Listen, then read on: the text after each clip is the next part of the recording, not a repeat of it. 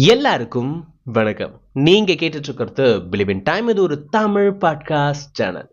நம்மளோட பாட்காஸ்ட் சேனலுக்கு நீங்க வரது தான் ஃபர்ஸ்ட் டைமா இருக்குன்னா ஒரு சின்னோண்டு இன்ட்ரோடக்ஷன் மட்டும் நம்ம சேனலை பத்தி கொடுத்துக்கிறேன்.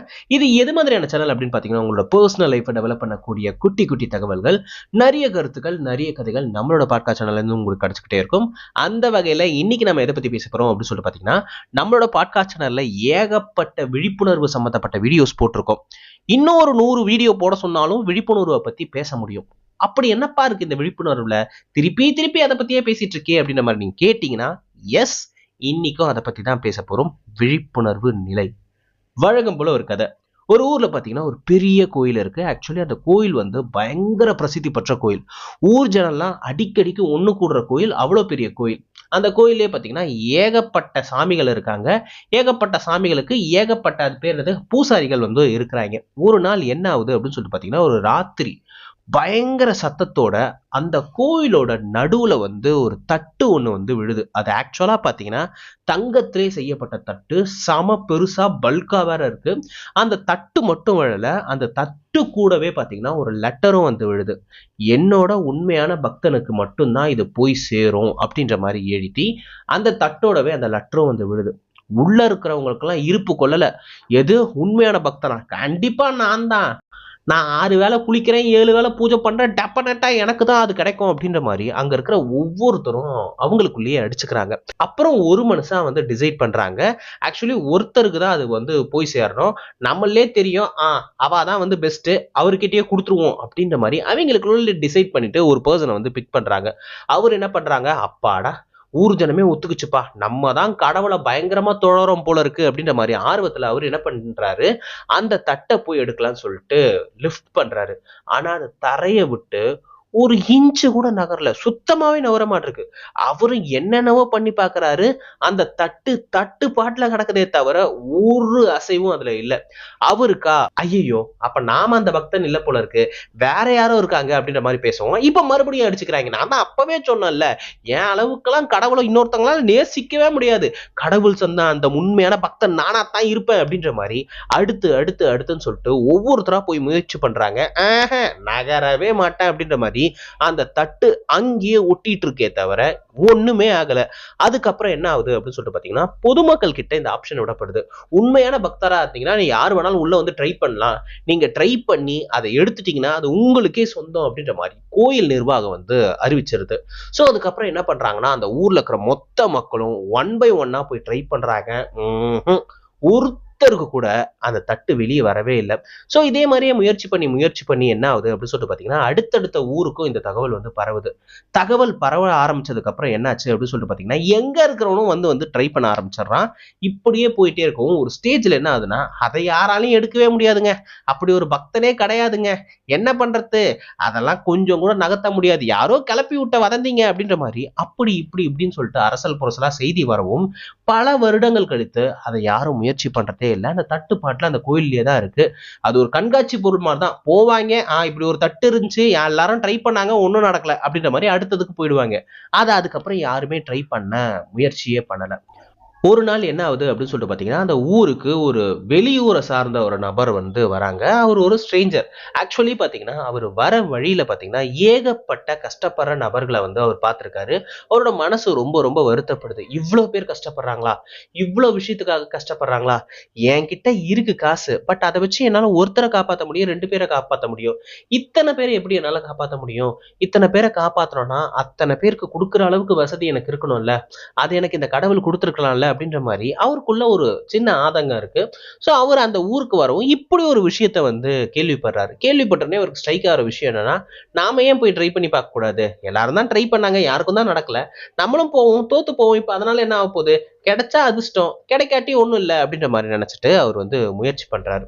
சோ என்ன பண்றாரு அப்படின்னு சொல்லிட்டு பாத்தீங்கன்னா, அந்த கோயிலுக்குள்ள போன உடனே இந்த மாதிரி இன்ஃபார்ம் பண்றாரு, நான் அதை வந்து ட்ரை பண்ணட்டுமா அப்படின்ற மாதிரி சொல்லவும் எல்லாரும் சிரிக்க ஆரம்பிச்சிடறாங்க. எப்பா, 200 வருஷமா ட்ரை பண்ணிட்டு இருக்காங்க ஒவ்வொருத்தரும், அது ஒண்ணும் நகர மாட்டிருக்குப்பா, அதெல்லாம் யாராலையும் நகர்த்தவே முடியாது, அப்படி ஒருத்தன் இந்த உலகத்துல பிறக்கவே இல்லை, எதுக்கு ட்ரை பண்ணுவானே, சுத்தி இருக்கிறவங்க எல்லாம் பார்த்து உன்னை பார்த்து சிரிப்பான்ப்பா, அதெல்லாம் தேவையில்லைப்பா, வந்தியா சாமி கும்பிட்டியா கிளம்புனியான்னு, எதுக்கு உனக்கு இந்த தேவையில்லாத வேலை அப்படின்ற மாதிரி அவங்களோட கருத்துக்களை அவன் மேல கொட்டிக்கிட்டே இருக்கிறாங்க. அவன் என்ன சொன்னாலும் கேட்கவே இல்லை. நான் முயற்சி தான் பண்ணி பாக்குறேங்க, வராட்டி கூட பரவாயில்ல, நான் ஏதோ ஒரு விஷயம் இந்த ஊருக்கு வந்தேன் ட்ரை பண்ணன்னு இருக்கட்டுமே அப்படின்ற மாதிரி திருப்பி திருப்பி அவன் வந்து அவனோட ஸ்டாண்ட்ல தெளிவா இருக்கும். ஒரு ஸ்டேஜ்ல அவங்க ஒத்துக்கிறாங்க. சரி ஓகே கழுத ஆசைப்படுற, சரி போய் பண்ணிக்க அப்படின்ற மாதிரி அனுப்பிடுறாங்க. அவனும் வரான், அந்த தட்டு பக்கத்துல போய் நிக்கிறான், ஜஸ்ட் லிஃப்ட் பண்றான், கையோட அந்த தட்டு வந்துருச்சு. இதுக்கு முன்னாடி நடந்த விஷயங்கள்லாம் உண்மையா பொய்யான்னு தெரியலங்க. அவங்க எல்லாம் முயற்சி பண்ணாங்க நடக்கல அப்படின்னு சொல்லிட்டு காத்து வாக்குல பரவன தகவல்லாம் இருந்துச்சு பாத்தீங்களா, அது உண்மையா இருக்கலாம் இல்ல பொய்யா இருக்கலாம். ஆனா பல வருஷங்களா யாருமே அதை முயற்சி பண்ணவே இல்லை. இவன் உண்மையாலவே அந்த காட் பிக் பண்ண ஒரு நபராகவும் இருக்கலாம். அப்படி இல்லையா, இத்தனை நாள் வரைக்கும் சொல்லப்பட்டது வெறும் கட்டுக்கதையா கூட இருக்கலாம். ஆனா அன்னைக்கு அவன் முயற்சி பண்ணா, அதனாலதான் அவனுக்கு கிடைச்சிச்சு. இந்த கதையில இருந்து 2 மாரலை நீங்க எடுத்துக்க முடியும்.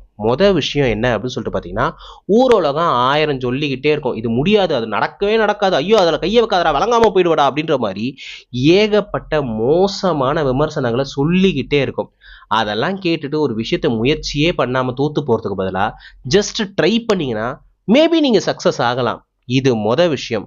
2வதான விஷயம் என்ன அப்படின்னு சொல்லிட்டு பாத்தீங்கன்னா, எந்த ஒரு எதிர்பார்ப்பும் இல்லாம நம்ம ஒரு விஷயம் பண்ணும்போது அதோட பிரதிபலன் பயங்கரமா இருக்கும். இந்த கதையிலே கூட பாத்தீங்கன்னா, அவனுக்கு காசு வேணும்னு ஆசைப்பட்டான். ஆனா அந்த காசை வச்சு பல பேருக்கு உதவி பண்ணணும் அப்படின்ற மாதிரி ஆசை தான் ரொம்ப நோபலா இருந்துச்சு. ஸோ அதனால அவனுக்கு பெருசா எதிர்பார்ப்பு எல்லாம் கிடையாது. எதிர்பார்ப்பு இல்லாம வர காசை அவனால உதவி பண்ண முடியும் அப்படின்ற மாதிரி ஆசைப்பட்டதாலயோ என்னமோ தெரியல, அவனுக்கு அது கிடைச்சிச்சு. ஸோ நம்மளுமே இதே ஒரு விஷயத்தை தான் பண்ணணும். நாம பண்ண வேண்டியது எல்லாமே 2 விஷயம் தான். ஒண்ணு, அடுத்தவனோட கதையை கேட்டுட்டு அது எனக்குமே ஒர்க் அவுட் ஆகாது, அவன் போய் அடி வாங்கிட்டு வந்தான், என் சித்தப்பா போயிட்டு அடி வாங்கிட்டு வந்தான், என் மாமா போயிட்டு அடி வாங்கிட்டு வந்தான், அதனால நாம் போனாலும் துரத்தி அடிப்பாங்க அப்படின்ற மாதிரி எந்த ஒரு விஷயத்தையும் முயற்சியே பண்ணாம தோக்கறது அதை விட அசிங்கமான ஒரு விஷயம் இல்லவே இல்லை.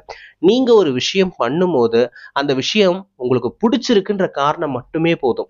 அதுல இருந்து எனக்கு இது கிடைக்க போகுது, அதுல இருந்து எனக்கு அது வரப்போகுது அப்படின்ற மாதிரி எந்த ஒரு எதிர்பார்ப்பும் இல்லாம ஒரு விஷயத்த பண்ண தொடங்குங்க. அதை நீங்க தொடர்ச்சியா பண்ணும் பட்சத்திலே அந்த எதிர்பார்ப்புகள் தொடர்ச்சியா பூர்த்தி ஆகிறதுக்கும் வாய்ப்பு இருக்கு.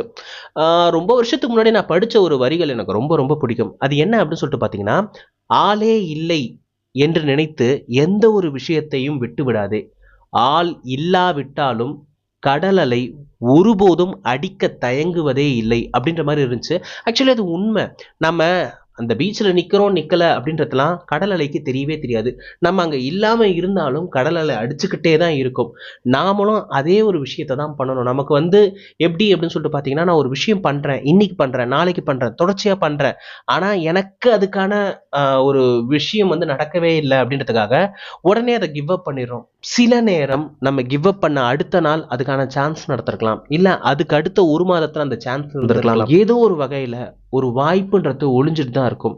இப்போ ஒரு 10 அடி அடிக்கிறோம், இந்த 10வது அடியில வந்து அந்த கல் உடஞ்சிருச்சுன்ற காரணத்துக்காக 10வது அடி தான் பெஸ்ட்னு சொல்லவே முடியாது. அதுக்கு முன்னாடி ஒரு 9 அடி அடுத்த அடி உடையறதுக்கு அதை ரெடி பண்ணிட்டு இருந்துச்சு. ஸோ நம்மளுமே அதை தான் பண்ணணும். ஆக்சுவலி எனக்கே பார்த்தீங்கன்னா இந்த மாதிரி ஒரு விஷயம்லாம் நடந்திருக்கு. பயங்கரமாக மழை அடிச்சு ஊற்றும். நான் என்ன பண்ணுவேன்னா, இன்னைக்கு போகிறோன்னா ஊரே வெள்ளக்காடாக இருக்கும். ஸோ ஒழுங்காக எல்லாத்தையும் பர்ஃபெக்டாக எடுத்துகிட்டு போ, ரெயின் கோட் போட்டு போ, பேகுக்கு ரெயின் கோடை வந்து மாட்டிட்டு போ அப்படின்ற மாதிரி எனக்கு நானே பல இன்ஸ்ட்ரக்ஷன்லாம் சொல்லிட்டு பர்ஃபெக்டாக கிளம்பி ரோட்டில் வண்டி ஓட்டுறப்ப தான் தெரியும், நான் மட்டும்தான் ரெயின் கோட்டோட சுற்றிட்டு இருப்பேன், மழை நின்றுட்டு இருக்கும். சில நேரம் என்ன பண்ணுவேன், மழையே பெய்யல, சும்மா மேகம் மூடிட்டு இருக்கு, ஒன்றும் ஆகாது அப்படின்ற மாதிரி கான்ஃபிடென்ட்ல போவேன். அன்னைக்கு மழை அச்சு ஊத்தும், பேக் நனைஞ்சிருக்கும், நான் நனைஞ்சிருப்பேன், அப்படியே தொப்பக்கட்டையா போயிட்டு இருப்போம். ஏன் இதை சொல்ல வரேன்னா, நம்மளோட லைஃப்ல நமக்கு இப்படிதான் நடக்கும் அப்படின்னு சொல்லிட்டு நாம ப்ரெடிக்ட் பண்ண விஷயமே நிறைய வாட்டி தப்பா இருக்கிறப்ப, யாரோ ஒரு சொந்தக்காரன் அவன் சொன்னான் அப்படின்ற காரணத்துக்காக அவன் லைஃப் எக்ஸ்பீரியன்ஸை வச்சுட்டு நம்மளோட லைஃப் இப்படிதான் இருக்கும்னு நம்ம ப்ரெடிக்ட் பண்றது மட்டும் எப்படி நடந்துரும் சொல்லுங்க. ஸோ நீங்க பண்ண வேண்டியதுன்னா, உங்களோட லைஃபுக்கான சாவியை உங்ககிட்ட வச்சுக்கோங்க. எல்லா டைமும் உங்களோட சாவியை எடுத்துட்டு போய் அடுத்தவங்க கிட்ட கொடுத்தீங்கன்னா, அது எந்த பூட்டுக்கு சேருது இல்லைலாம் பார்க்க மாட்டான். கையில சாவி இருக்கு, நான் போய் எதையாவது திறக்கிறேன் அப்படின்ற மாதிரி எல்லா பூட்டுக்குள்ளேயும் போட்டு திறக்கதே, இது ஓப்பன் ஆகலப்பா, இது ஓப்பன் ஆகலப்பா, சாவி சரியில்லைப்பா அப்படின்ற மாதிரி உங்களோட சாவியை தான் கிண்டல் பண்ணுவான். அந்த பூட்டு தப்பான பூட்டுன்றத அவன் ஒத்துக்கவே மாட்டான். ஆக்சுவலி ஒரு சூப்பரான விஷயம் இருக்கு இந்த லைஃப்ல. பாத்தீங்கன்னா, ஒரு 3/4 பேர் இந்த விஷயத்த நம்ம பண்ணாம இருந்திருக்கலாம், பண்ணதால பாரு எவ்வளவு சொதப்பிருச்சு அப்படின்ற மாதிரி வருத்தப்படுற கூட்டத்தை விட இதை அப்பவே பண்ணி இருந்திருக்கலாம், இவ்வளோ நாள் கழிச்சு இப்பதான் எனக்கு அறிவே வருது பாரு அப்படின்ற மாதிரி வருத்தப்படுறவங்க தான் ஜாஸ்தி. ஸோ நம்ம அந்த கூட்டத்துக்குள்ள இல்லாம இருக்கணும்னா நமக்கு விழிப்புணர்வு நிலைன்னு ஒரு விஷயம் இருக்கணும். நம்ம ரொம்ப ரொம்ப டெடிகேட்டிவா எனக்கு என்ன வேணும், என்ன பண்ணா நான் வேணுன்ற இடத்துக்கு என்னால நகர முடியுமோ அந்த விஷயத்த தொடர்ச்சியா நம்ம பண்ணிக்கிட்டே வந்தோம்னா நம்மளோட இலக்கை நம்ம அடையறதுக்கான வாய்ப்பை இந்த யூனிவர்ஸை கிரியேட் பண்ணி கொடுக்கும். நாம பண்றதெல்லாம் அளவுக்கு அதிகமான நெகட்டிவான விஷயத்தையும் அளவுக்கு அதிகமான காசிப்ஸையும் அளவுக்கு அதிகமான நெகட்டிவான பீப்புளையும் பக்கத்திலேயே வச்சுட்டு இருந்தனா எப்படி நம்மளோட வாழ்க்கை உருப்படும் சொல்லுங்க. இவங்க எல்லாம் என்ன பண்ணுவாங்க அப்படின்னு சொல்லிட்டு பாத்தீங்கன்னா அவங்க மண்டைக்குள்ள இருக்கிற ஏகப்பட்ட நெகட்டிவ் குப்பைகளை அவங்களுக்கே தெரியாம உங்களோட மண்டை மேல கொட்டிட்டு அவங்க பாட்டுல காணாம போயிடுவாங்க.